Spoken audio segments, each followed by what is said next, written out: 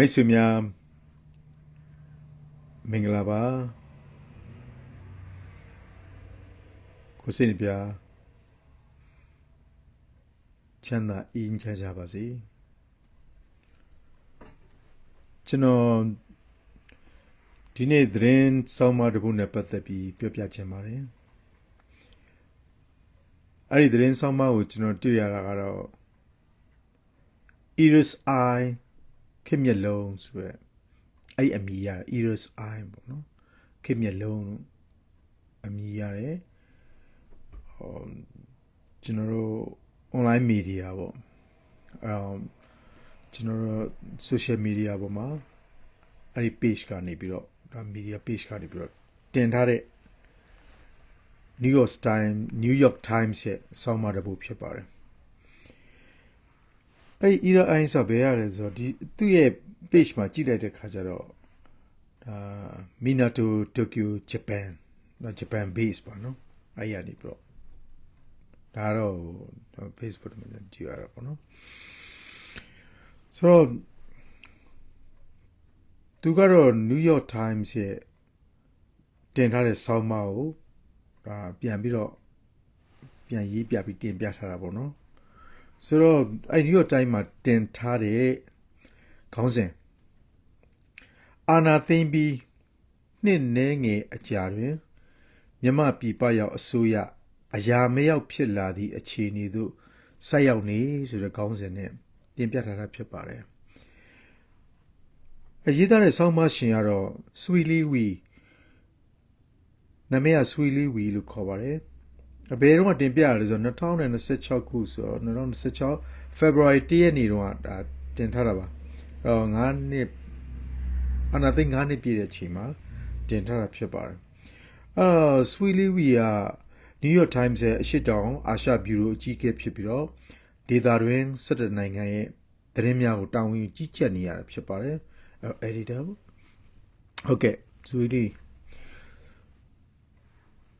Sweetly ကရေးထားတာကတော့ခုနကျွန်တော်ပြောတဲ့ခေါင်းစဉ်ပဲဒီခေါင်းစဉ်ကိုတွေ့လိုက်ပြီးတော့ခေါင်းစဉ်ကိုဖတ်ကြည့်မယ်ဆိုလို့ရှိရင်လည်းနည်းနည်းတော်လိုင်းရေးမှာဒီလိုများခက်ခဲကုန်ကြပြီလားဆိုပြီးတော့ပြည်သူတွေနဲ့စိုးရိမ်စိတ်တွေဝင်သွားနိုင်ပါတယ်ဒါကြောင့်ဒီခေါင်းစဉ်ကိုခုနကျွန်တော်ထပ်ဖတ်ပြပါမယ်စိုးရိမ်စိတ်တွေဖြစ်သွားမှာပါအာနာသိမ့်ပြီးနှင်းနှဲငယ်ကြာတွင်မြမပြည်ပရောက်အစိုးရအရာမရောက်ဖြစ်လာသည့်အခြေအနေသို့ဆိုက်ရောက်နေဒီခေါင်းစဉ်က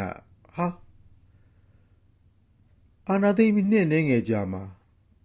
နှင်းနှဲငယ်ဆိုအခု9နှစ်တိုင်းတာပေါ့မြမပြည်ပရောက်တဲ့အစိုးရကအခြေအနေမကောင်းတော့ဘူးဒီအခြေအနေရောက်နေပြီဆိုတော့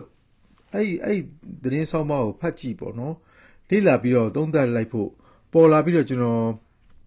အဲ့ဒါလေးကိုပြန်ပြီးတော့လေ့လာသုံးသပ်ထားတာကိုကျွန်တော်ပြန်ပြီးတော့ဖတ်ပြပါမယ်နော်အဲ့ဒီဆောင်မကိုဖတ်ချင်တယ်ဆိုလို့ရှိရင်ကျွန်တော် share ထားပါတယ်ကျွန်တော်ရဲ့ Saint Tom post မှာFacebook မှာကျွန်တော် share ထားပါတယ်အစဆုံးကျွန်တော် share ထားတယ်ပြီးတော့မှအောက်မှာသူ့ရဲ့ဆောင်းပါးကိုလည်းဖတ်ကြည့်လို့ရပါတယ်အခုကျွန်တော်ရဲ့ရွေချက်ကပြည်သူတွေနည်းနည်းစိုးရိမ်စိတ်တွေဖြစ်သွားမှာဆိုလို့ပါအဲ့ဒါကြောင့်ဒေါ်လာပြည်သူတွေနဲ့ဟုတ်ပလားဆိုပြီးတော့ဖြစ်သွားမှာစိုးရိမ်ရပါတယ်ဒါတော့ချင်းကျင်ပြီးတော့ပြန်လဲသုံးသပ်တာပေါ့သူကလည်းသုံးသပ်ထားတဲ့ဆောင်းပါးပါပဲအဲ့လိုဆိုတော့ဒီ New York Times ဆောင်းပါးကသတင်းတစ်ပုဒ်ဆိုတာတဲ့framing ပေါ့ပုံသွင်းမှုကိုတော်တော်ကိုပြင်းပြင်းထန်ထန်အသုံးချထားတဲ့ analysis style report တစ်ခုဖြစ်ပါတယ်အဲ့တော့မကြသေးခင်မှာဆိုတော့အခုဒီရပိုင်းတွင်းမှာထွက်လာတယ်အခုမှတင်တာတော့သူကဒီIris Eye စာတင်တာကအခုမှတင်တာကို6ရက်နေ့မှတင်တာကိုအဲ့ဒါကိုကြည့်လိုက်ရတာအဲ့တော့ New York Times မှာတဲ့ NUG အကြောင်းကိုစောင်းဝါးတစ်ပုဒ်ထွက်လာပြီးတော့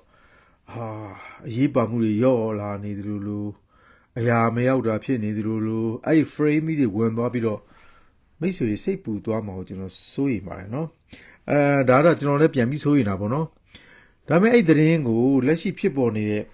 တေဝင်လူရတစ်ခုနဲ့တွဲကြည့်မယ်ဆိုရင်တော့ပို့ပြီးတော့ဒီအဖြစ်မှန်ပို့ပြီးထင်ရှားလာမှာပါကျွန်တော်ဒီနေ့ February 6ရက်နေ့2026မှာကျွန်တော်သတင်းတင်ထားရလည်းရှိပါတယ်အဲ့ဒါဘာလဲဆိုတော့ area တင်ထားတာပါပြောပြတာ American ဆိုရက မြန်မာနိုင်ငံကိုအမေရိကန်ရဲ့အမျိုးသားလုံခြုံရေးနဲ့နိုင်ငံသားရေးအတွက်ချင်းချောက်နေတဲ့နိုင်ငံအဖြစ်သတ်မှတ်ပြီးတော့အမျိုးသားရေးအရေးပေါ်အခြေအနေ National Emergency ကိုတစ်နှစ်ထပ်မံတက်တန်းတိုးလိုက်ပါတယ်ဆိုတော့ National Emergency အနေနဲ့ဒါနောက်ထပ်တစ်နှစ်ထပ်ပြီးတော့တက်တန်းတိုးတာပေါ့နော်ဒါအမေရိကန်ဆိုရနေတော့မြန်မာနိုင်ငံရဲ့အခြေအနေကိုဒါ National Security ကိုချင်းချောက်နေတဲ့နိုင်ငံဖြစ်နေသတ်မှတ်ထားပြီးတော့ဒီအခြေအနေရသူတို့ရှိရအရင်လောက်ခဲ့တယ်လို့တက်တန်းကိုထပ်ပြီးတော့တစ်နှစ်တိုးလိုက်ပါတယ်အဲ့ဒီဆုံးဖြတ်ချက်ကိုအမေရိကန်သမ္မတဒေါ်နယ်ထရမ့်ကနေပြီးတရားဝင်အတည်ပြုလိုက်တာပါအဲ့ဒီချက်ကဘာကိုပြောလဲဆိုတော့စစ်ကောင်စီကရွေးကောက်ပွဲလုပ်ပြီးပြီမဲ့လည်းအမေရိကန်အသိမှတ်မပြုဘူးဖော်ပြပါတယ်ပိတ်ဆို့အရေးယူမှုတွေကိုရုပ်သိမ်းတော့မဲ့လက္ခဏာမရှိပါဘူးရင် sanction တွေရုပ်သိမ်းတော့မဲ့လက္ခဏာမရှိပါဘူးစစ်ကောင်စီနဲ့ပုံမှန်ဆက်ဆံရေးကိုပြန်မလုပ်ပါဘူးဟိုးတော့လို့ပုံမှန်ဆက်ဆံရေးစစ်ကောင်စီကမြန်မာနိုင်ငံပေါ့နော်အဲ့တော့အခုအဲ့ဒါနဲ့ရှင်းပြီးပြောရမှာပေါ့ဘာလို့ diplomacy ကိုနော် diplomat ပုံမှန်ဆက်ဆံရေးတွေဟိုးတော့လို့ကျွန်တော်တို့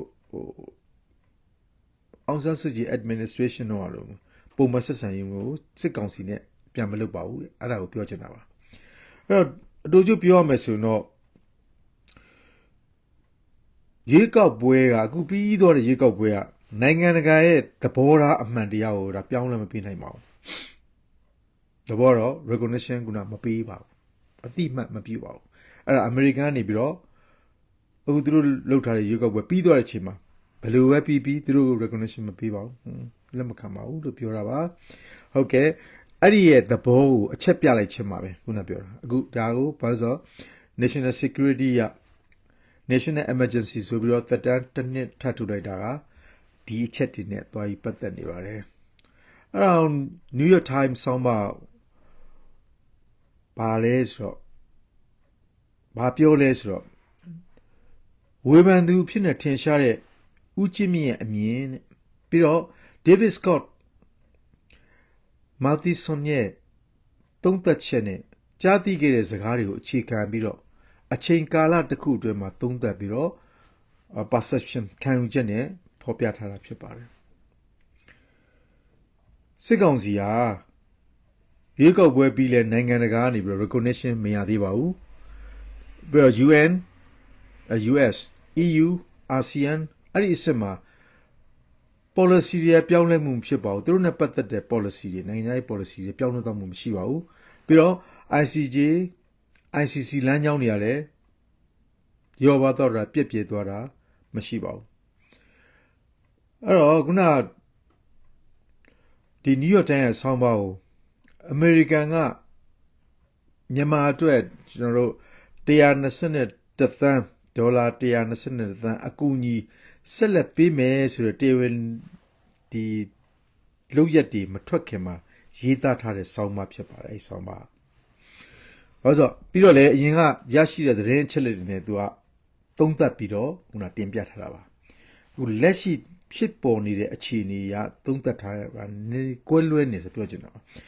ဒါကြောင့်အန်ယူဂျီရေးပါမှုရော့လာပြီဆိုတဲ့ framing ကလက်ရှိအခြေအနေနဲ့မကိုက်ညီတော့ပါဘူးအဲ့ဒီ framing ကအရင်ကကြားထားတဲ့ရယူလိုက်တဲ့အချက်လက်နဲ့ပေါ့အဲ့ဒါကျွန်တော်ထင်တာကဒီစူဝီလီယာကျွန်တော်ထင်တာကိုပြောတာနော်စူဝီလီယာဘယ်မှာလာလဲဆိုတော့ရွေးကောက်ပွဲတော့လာပြီးတော့ရွေးကောက်ပွဲတော့မြန်မာပြည်ရောက်လာသေးတယ်လေဒီလာသုံးသပ်တူနေသူ post စီတော့မှတင်ထားတယ်လေရွေးကောက်ပွဲအခြေအနေကြည့်ပြီးတော့အဲ့ချင်းတော့ရောက်လာနေသူသတင်းအချက်လက်ရယူသွားဖို့ရပါတယ်အဲ့ချင်းရတဲ့သတင်းအချက်လက်နဲ့သူinterview တွေလုပ်ထားတယ်ရှိနေမယ်အဲ့ဒါနဲ့ပေါင်းပြီးတော့မှသူကဒီဟာကိုသုံးသပ်ပြီးတင်ပြထားတာဖြစ်ပါတယ်အဲ့ဒီအခြေအနေပေါ့နော်အဲ့ဒီတော့ဖြစ်တဲ့အခြေအနေရွေးကောက်ပွဲလုပ်နေတဲ့အခြေအနေမှာရယူသွားတဲ့သတင်းအချက်လက်ရွေးကောက်ပွဲလုပ်နေစဉ်ပေါ့အဲ့ဒီဟာနဲ့အခုလက်ရှိသူတင်တဲ့အချိန်မှာကွက်တီဖေဖော်ဝါရီလ1ရက်နေ့မှာအာဏာသိမ်းတဲ့အချိန်မှာ9နှစ်ပြည့်အဲ့မှာဆောင်းမစတင်တယ်တင်ပေမဲ့အဲ့ဒီရဲ့နောက်ပိုင်းမှာအခုထွက်လာတဲ့အချက်လက်တွေဘာလို့ဆိုတော့နိုင်ငံတကာရဲ့သဘောထားတွေရွေးကောက်ပွဲပြီးသွားပြီးတဲ့အချိန်မှာသူသတင်းတင်ပြီးသူဆောင်းမကိုဒီနေပြီးအဲ့ဒီအချိန်မှာဒီဘက်ကနေပြီးတော့အာဆီယံထွက်လာတဲ့သဘောထား EU ကထွက်လာတဲ့သဘောထားတွေတောက်လျှောက်အဆင့်ဆင့်ပြောင်းနေတဲ့သဘောထားတွေကိုအဲ့ဒီရဲ့စောင်းပါးထဲမှာပါမလားသေးခင်မှာဒီစောင်းပါးဖြစ်တည်မှုဖြစ်တယ်လို့ပြောရမှာအဲ့လိုသုံးသပ်ရမှာဖြစ်ပါတယ်နော်အဲ့လိုဆိုတော့လက်ရှိအခြေအနေနဲ့မကိုက်ညီပါဘူး NUG က perfect government တော့မဟုတ်ပါဘူး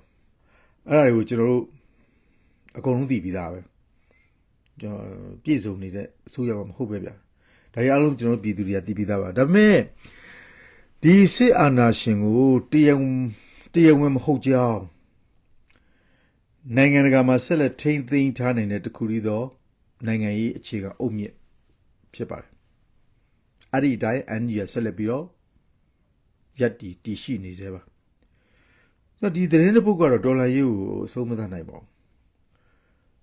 တကယ်ဒေါ်လာရေးကိုပြက်ပြက်အဆုံးသတ်သွားနေတာတော့ပြည်သူတွေရဲ့စိတ်ပြက်သွားတဲ့အချိန်ပဲဖြစ်ပါတယ်အဲ့ဒါကလည်းအာဏာရှင်တွေအမြဲတမ်းမျှော်လင့်နေတဲ့အရာပဲဖြစ်ပါတယ်ပြည်သူတွေစိတ်ပြက်သွားတဲ့အချိန်ကိုမျှော်လင့်နေတာပါကျွန်တော်အဆုံးပြောချင်တာကတော့